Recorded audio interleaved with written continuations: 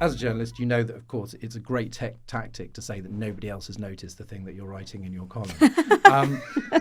How true is it that pundits have misread his true nature, at least, you know, when he was running for leader? I think it is true to an extent, but I think you do have to look at the context, right? And you mentioned it a bit there, that he was more moderate than Truss, but, you know, the Everton window has moved in such a direction that we're now all operating in a completely different sphere than we used to. I think some of this is also the image that Rishi Sunak has created for himself. His, you know, flashy adverts, putting his own signature on things, the swish photos in his slimline grey hoodie that makes him look a bit like a tech bro, his expensive coffee cups, his love of Peloton.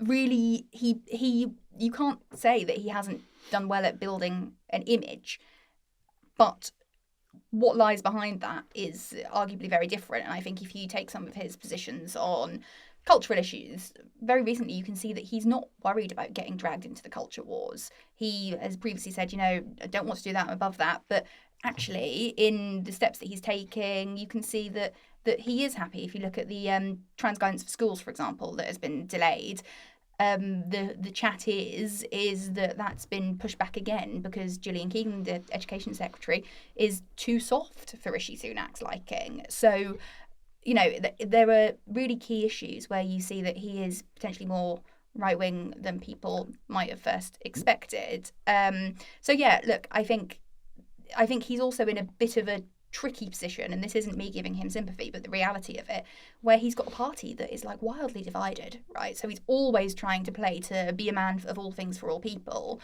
which does kind of mean that you never really know who he is. And for a prime minister who is trying to trade on so much authenticity, that's not necessarily a good place to be in. So I want to unpack a bit why the optics have been so misleading. Because weirdly, in that leadership race, he came off as the Remainer to Truss's Leaver, even though they voted in the opposite way in 2016. So one thing I thought maybe that the very popular furlough scheme, which he personally hated, but he was responsible for.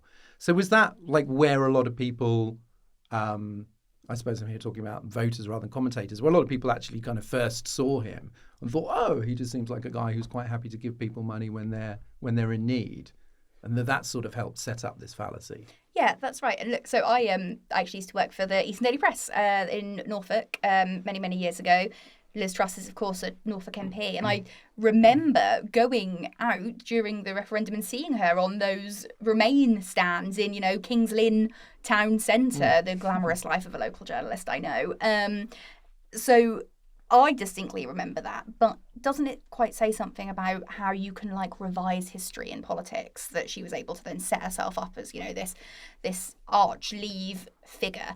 But it also, as we've just said, works in the opposite way, that your opponents can paint you quite easily as something that might not be so politically advantageous in the future. I think for Rishi Sunak, you are right that his first introduction to the public as such was during the pandemic, and he stood at that podium and made a good impression.